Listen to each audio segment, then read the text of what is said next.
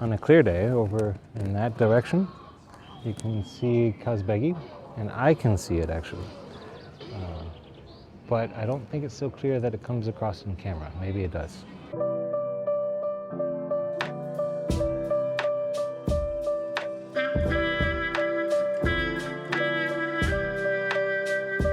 Fun fact about Okrokana and the areas around here, in this part of Tbilisi, it was a dacha area for a lot of the Soviet intelligentsia. A dacha is like a summer home kind of place.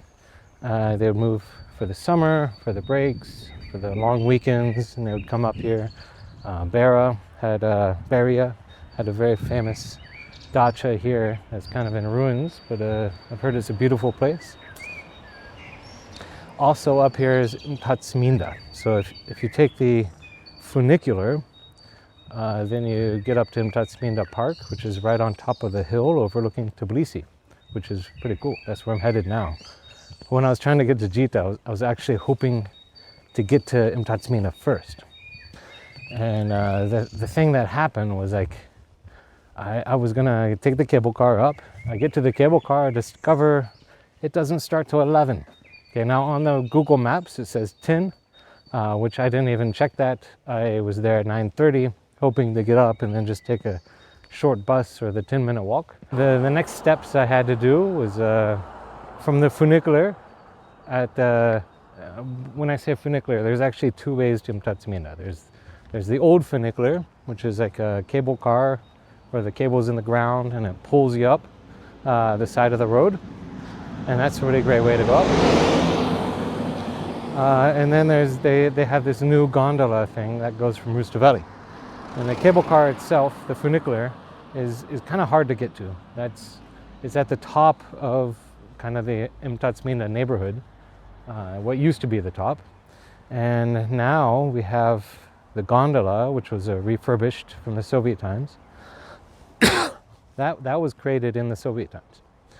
The funicular was created before the Soviets even. It's pretty old. It's like over 100 years old, actually. Yeah, so the gondola wasn't working at the time, so I jumped back on the metro. Took me over to Freedom Square, got off Freedom Square, jumped on the bus immediately, and then got to Jita, thankfully. I'm looking at the map and it's like, I'll just walk. It's a beautiful walk. Look at all the flowers, especially in spring. These flowers are everywhere. Beautiful purple flowers, a beautiful view. We can see.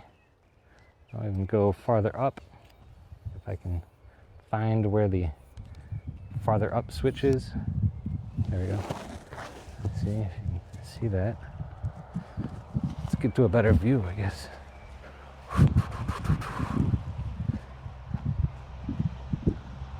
Yeah. Probably can't see much, but yeah, maybe you can. You see the tower over there? That's actually where we're going. That's where the funicular is. You can see that tower from everywhere in the city. When you take if it's your first time in Tbilisi, when you arrive, you'll see what I mean. You get there, get to the funicular is actually kind of the closest point of the city to the tower, just straight there. The gondola is from, as I said, Rustaveli metro station. When I first came to Georgia, though, we've got, it's coming up. We landed in Tbilisi, which is right near Okrokana. We didn't land there. I mean, we landed at the airport, and then they bussed us right over to Tbilisi. This was with the Peace Corps. That's how I got to Georgia first. And we get there to our hotel. Beautiful view. You can see that whole valley that I was trying to show you. Beautiful view. But what happened is, like, when we're being bussed out to our individual locations, we go down the hill, and this was in 2009, so just after the war with Russia. And of course I knew that Tbilisi wasn't bombed itself. I was gory, and then but they did have quite a civil war in the 90s, and they did have a lot of gunfire and banditry and houses burning down and all that. So we're going down the hill, and building after building, they just looks like they're collapsing, or just walls missing. And I'm thinking, man, this is what they just never fixed it from the Civil War, I guess. And actually, most of those were just like unfinished construction projects that just ran out of money and they turned into ruins. Nothing to do with civil unrest or getting bombed. It's just the look of the city at the time. That was 2009. It looks a lot better now. There's been a lot of improvements on the city. I mean, look at this, if you can see it up there. It's a beautiful landscape, lots of flowers. It's a nice walk. Can't fault this area for that, that's for sure. Now, if you drive to Mtatsminda, this is the parking right here, the parking situation. It's a relatively short parking area right now. You can drive down further for paid parking. There's this guy in the yellow, he's called a Modi man. He's not a real parking agent, but you have to give him money. Anyways, because that's just how it goes.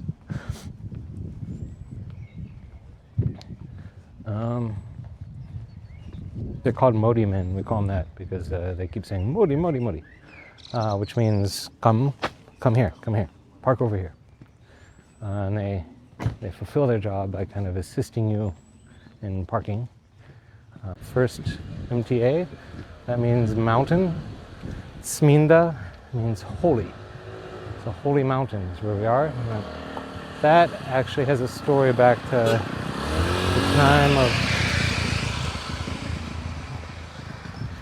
the time of what they call the Assyrian Fathers. And the Assyrian Fathers were people from Assyria. There were monks that came in and took up residence throughout Georgia. One founded David Gureja, and one was living in a little cave right underneath this park where now is the Pantheon. And yeah, that's why it's called Holy Mountain of Mtatsminda. And then in Soviet times, they decided to build a big amusement park here. And it's kind of kitschy, but what amusement park is not? I think it's pretty cool, isn't it? Used to be water there. You only, like, getting in is free. You don't have to worry about that. You don't have to pay to do rides. Let's see if we can check out the bathroom. That's a pretty cool bathroom. I'm a bathroom connoisseur. Now we have to find the cable car. But, you know, they got playgrounds up here. They are charged. Everything's for money here. That's the thing about amusement parks. The theme used to be kind of Georgian folklore thing, but they also have non-folklore stuff, like a mirror maze and Egyptian mirror maze or labyrinth. You see over there is a nice little castle as part of the roller coaster, I think. Then we got here wax figures. Yeah, standard amusement park stuff. Gidze Waters, famous chain from Georgia. They started these lemonade stands and expanded from there. That was also 100 plus years ago. We've got these, I guess that's from a cartoon maybe, Fox Super guys. And you can see this kind of stereotypical Tbilisi architecture at play here, folklore architecture. I like this fun house here, it's a really neat take on that. The 70s cinema. It's fun stuff for kids. And I've taken my kid here when he was smaller, but it can get expensive fast because they charge per ride. As I know, I don't think they have unlimited rides yet.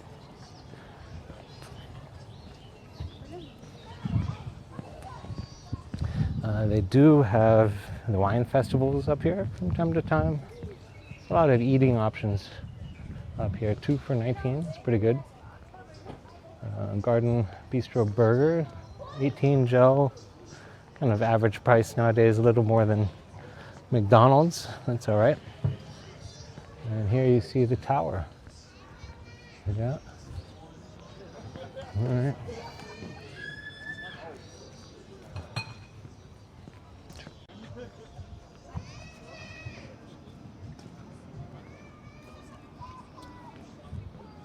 Far over there, on a clear day, over in that direction.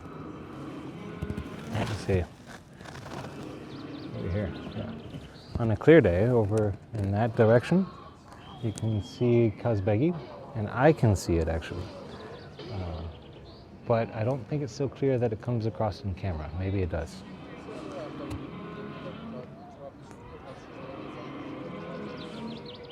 What I call the Georgian Parthenon. From the other side, it kind of looks like a big Parthenon-looking building. This is the top of the funicular. You can see up there, there's the radio tower. But yeah, we're at the top of the funicular. I'll take you over to the front side first. Next. Now, what's annoying about this is the pricing to ride up here. And I've ridden on it many times. They charge foreigners one price. They charge residents and citizens another price. And so if you're an expat, you're living here, you probably have a residence permit, make sure to tell them that. Like, tell them you have a residence permit. Otherwise, show them it. Otherwise, they will charge you some crazy amount of money to take this funicular. It's like, we'll see the ticket prices in a moment. Maybe I should explain that again, but you can get some overpriced juices here. Nice little place for, I guess, coffee. Another view spot. Now this over here, this is where you can get really good Ponchiki. Ponchiki is like a Soviet donut. It's like a Berliner. It's like it's fried, deep fried, and it's got this cream, sugar type cream in it, and it's pretty tasty. But this place is kind of famous for those Ponchiki. Over there is Semaba. That's the big cathedral, obviously. It's pretty new, not old. And we got, what else have we got? We got over there is the Justice House, that mushroom-looking building. Down, Old Town is over there. Kind of see the castle.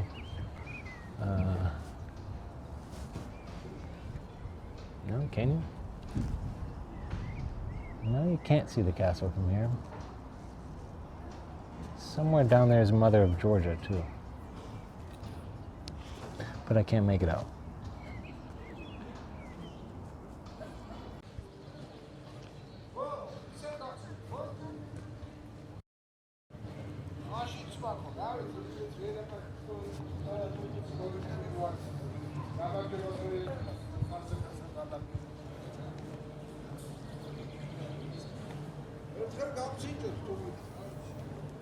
Okay. So here we are inside the park, or inside the funicular hall. I'm just going to run down the prices for you.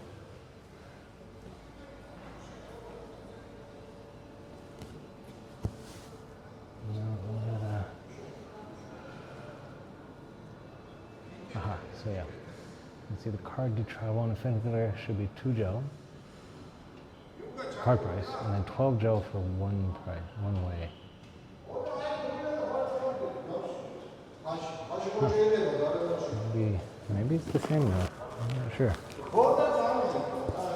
It's like possibly the same for each party, but I'm not going there. I gotta go down to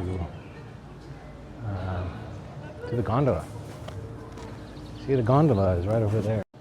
It's been newly refurbished. It existed back in the Soviet times.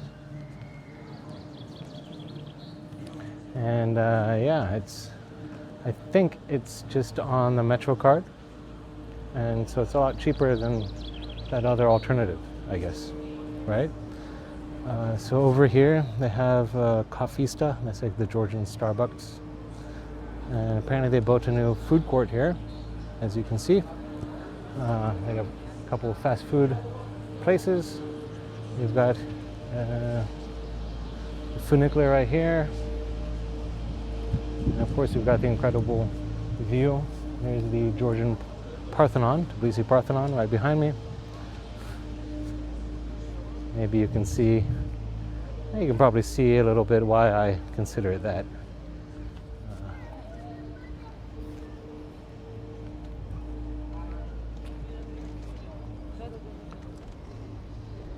And here we got the nice, incredible view.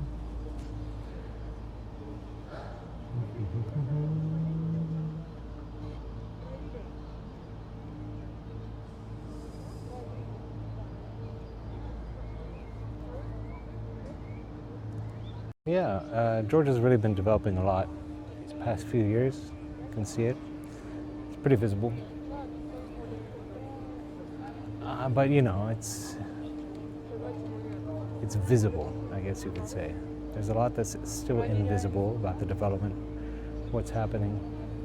Inflation is booming way past prices of normal Georgians. When you walk around anywhere, it's usually like Russian language you hear, not so much Georgian. Because those are the people who can afford to go out in general. Not really the locals so much. But that's slowly changing. I mean, I was in that meeting with the EBA. Not many people there, but you know, but there are a lot of people there on normal meetings.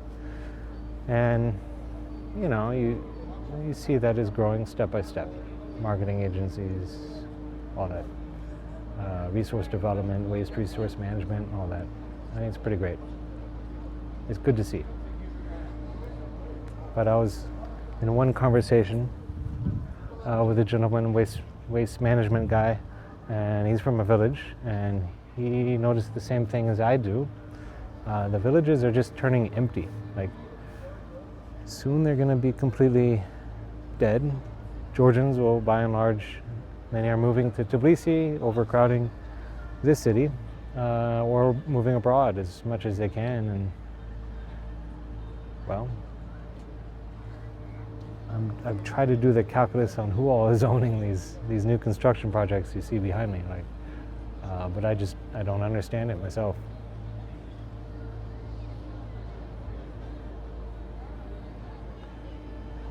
But you can feel that there's a lot of people living here.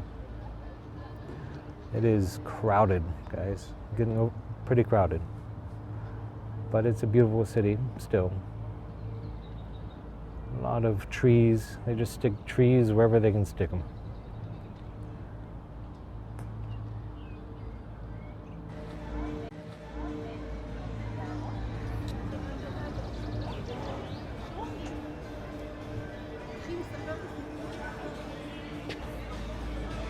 We've got lolly. I think that's yogurt. Fries and more. It's like a Belgian fried place.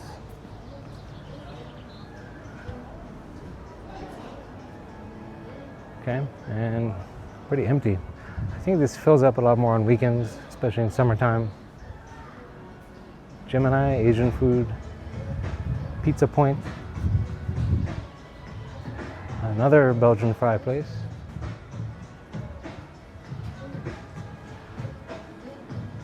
And of course Dunkin'. Nope, Georgia runs on Dunkin'.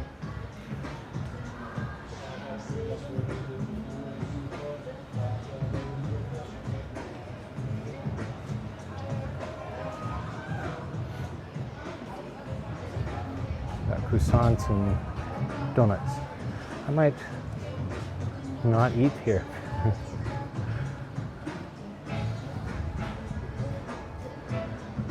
The drinks place, 20 gel drinks, draft beer. Again, no, I don't like to post prices. And I don't want to ask, because then I'll ask and just be like, oh, that's too much. I guess that's to get people like me out of there. We have cherry Ponchiki classic. Classic is the one with the sugar cream. Cherry, it's kind of a fruit Ponchiki. You're gonna get 4 pizzas. Don't know why I don't want a full pizza. Just hoping for pizza slices, but no. Asian food.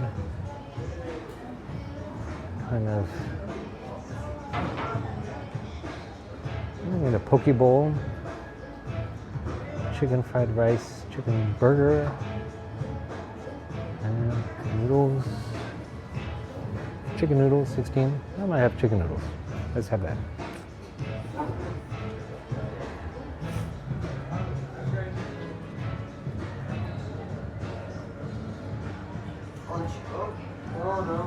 Gamar cepat. Eti atria katmis? Harga. Okay. Yeah. Sushi wakame. Sushi amina. Marobat. Okay, well. There you go. They don't have noodles. They have sushi.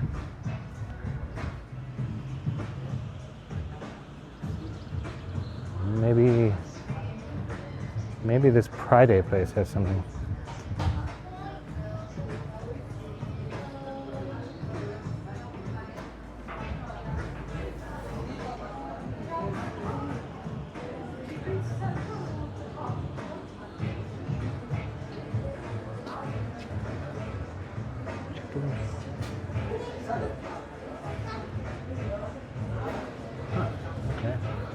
How much about? She's was stripsy swanuri. Sasmali? Swanuri saucy. Drinks? Oh, sasmali. Coke zero. Bottle can. Can, yeah. Okay. And Which one? Sakadoros. Yep. Where are you from? The US. US. Ah. Ashidan. Oh.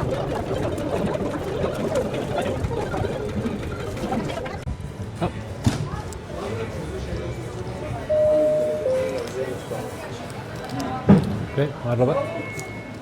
Chicken fingers are the least Belgian you can get, but it is fried, which I guess is a Belgian thing. And it has a mayonnaise sauce.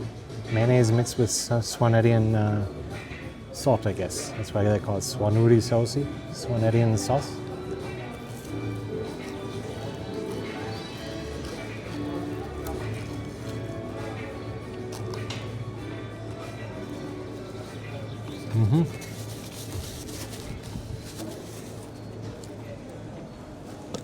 Yep. I'm right on that. It is mayonnaise with Swanetian sauce. Or Swanetian salt. Swanetian salt, I guess the closest equivalent is like a saltier version of Cajun spices. Now a lot of Cajun spices are shying away from salt, but Georgia's really leaning into it.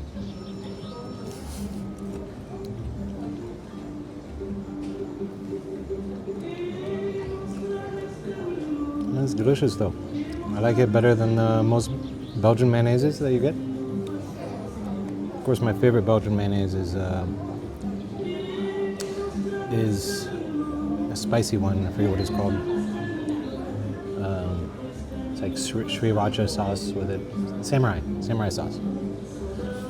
Now here, this is what Belgians could learn from Georgians. You see this nice little holder for the sauce? Keeps it separate from the fries, if there are fries in here. If you liked this episode, go ahead and keep watching, and you can follow right there on here. Otherwise, if you want to see a bit of the Georgian countryside, go ahead and click over there, video on Borjomi. And yeah, if you're just visiting Tbilisi, go ahead and click down there and take one of my tours on Voice Map. I talked about it in this episode a bit. It's a self-guided tour. You just sit there on your phone, and GPS tells you where to go, and you can listen in to my wonderful voice tell you about the locations all around, and